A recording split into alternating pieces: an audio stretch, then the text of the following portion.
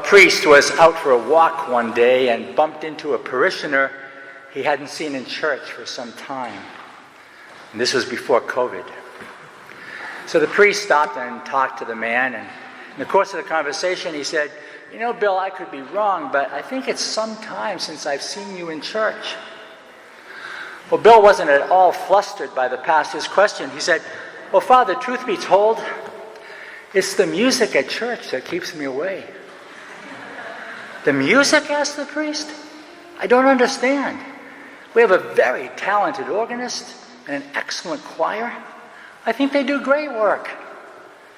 "Oh, I'll grant you that," said Bill. "But it's the songs, Father. Same songs all the time. Seems like every time I come to church, it's either Silent Night or Jesus Christ is risen today."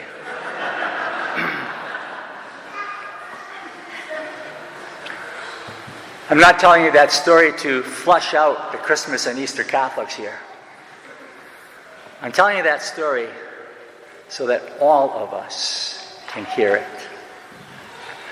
All of us. And for this reason. Christmas was 113 days ago.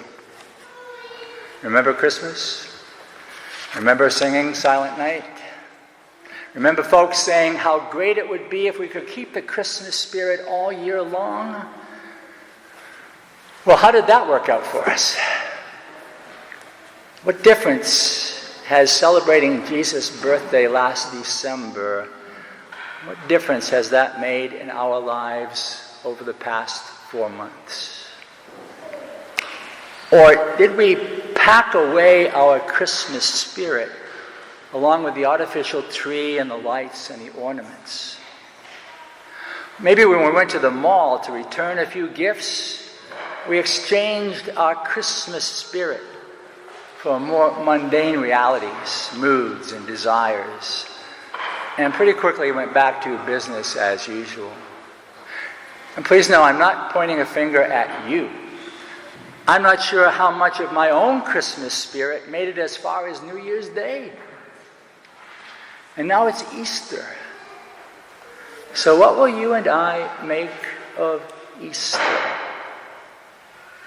We've already sung one of Bill's 2 songs, Jesus Christ is risen today. Does that make a difference? Will it make any difference? Will our lives be different later today or tonight or tomorrow or next week because we were here this morning? Because we celebrated the resurrection of Jesus? If we're honest, and given where we are right now, I'd suggest we all be honest for the moment. If we're honest, I'd say there's a good chance our Easter celebration won't occasion much change at all unless we pay careful attention to the 3 women in today's gospel story: Mary Magdalene, Joanna, and Mary, the mother of James. Jeff told us about them. As soon as they were reminded by the 2 angels that Jesus said he would be handed over to sinners, Jesus said he would be crucified, Jesus said he would rise on the 3rd day, as soon as they were reminded of this, what did they do? They went home to tell the others that Jesus had risen from the dead. Now, the others were Jesus' apostles who were hiding out in that upper room where just a couple days before they had shared the Last Supper with Jesus.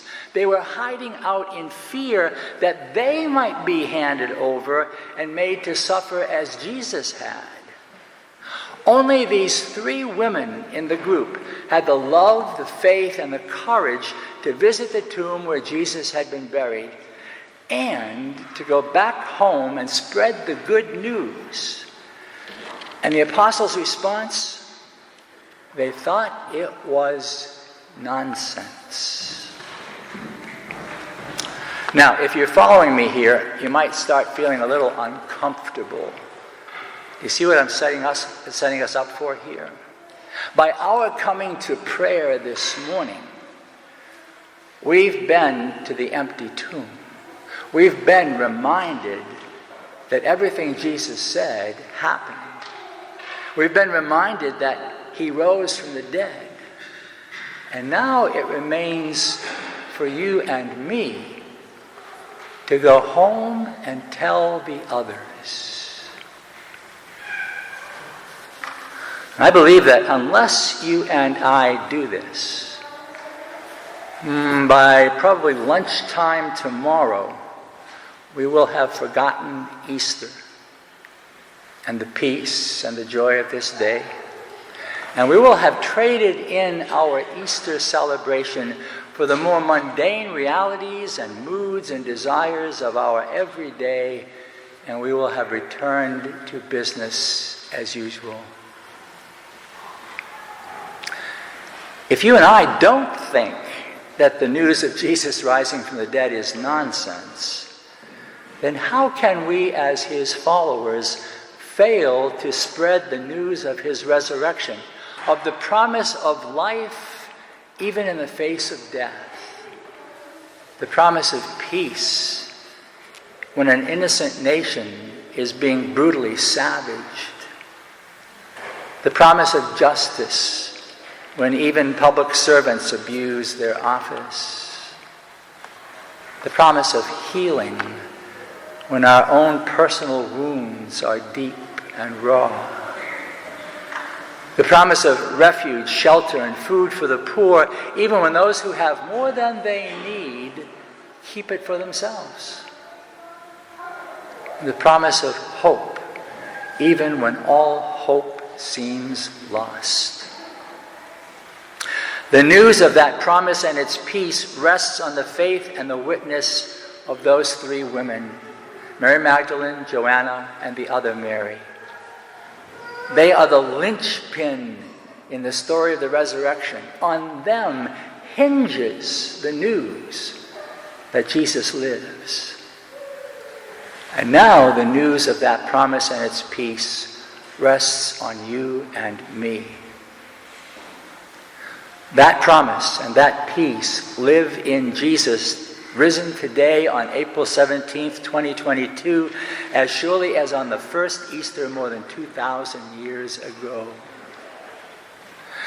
This is a wonderful crowd here this morning. After these COVID times, it's so good to see all these people here. But look at all the empty seats. Look at all the empty seats. It's our task, yours and mine, to fill those seats. So I have Easter homework for us all.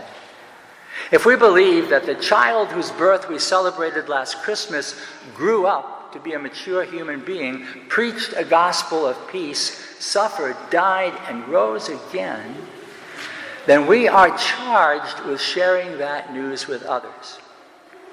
How? It begins simply, and this is our homework. Sometime today, we each turn to someone we know and ask, what does Easter mean to you? What does Easter mean to you?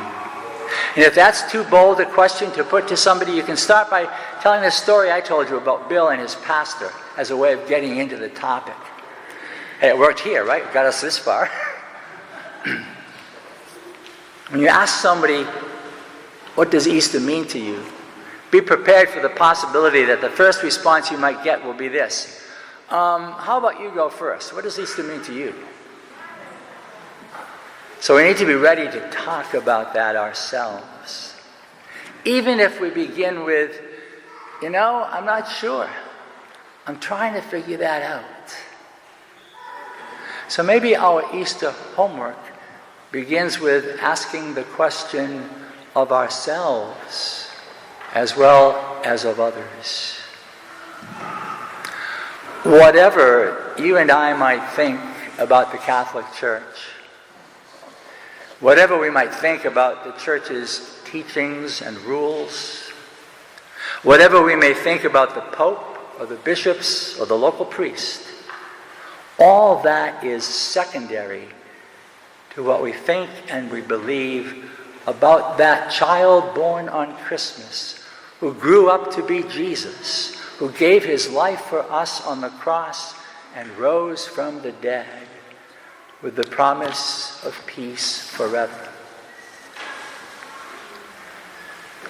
So you might ask yourself, what does Easter mean for me? You might ask somebody on the ride home from church, or somebody you have Easter dinner with later today. Or maybe you'll ask somebody in a phone call or a text or an email later today, or tomorrow, or next week, or the week after that. Just like Christmas, the spirit of that day doesn't supposed to end on December 26th. So with Easter, the spirit, the joy, the message needs to go on and on and on. What does Easter mean for us as we watch the tragic carnage in Ukraine? What does Easter mean for us as questions of racism persist in our nation? As the world seeks to find homes for refugees, as poverty tears at the fabric of the human family, as we Americans cannot agree together on the difference between what is truth and what is not. What does Easter mean for each of us as we individually and collectively bear the weight of our own problems, our hurts and disappointments? Have we yet found the peace and the promise of the risen Jesus in our own times, in our own lives, in our own hearts? Our Easter joy will have a very short shelf life unless we share and spread its promise and its peace. So there's the challenge of Easter Sunday.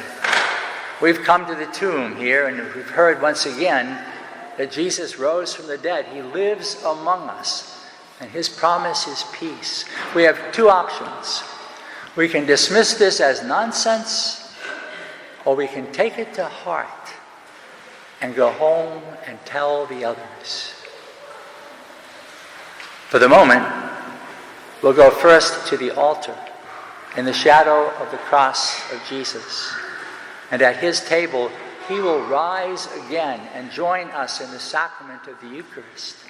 May the grace we receive in our prayer today make us faithful, courageous, and strong for spreading the news that Jesus Christ is risen today.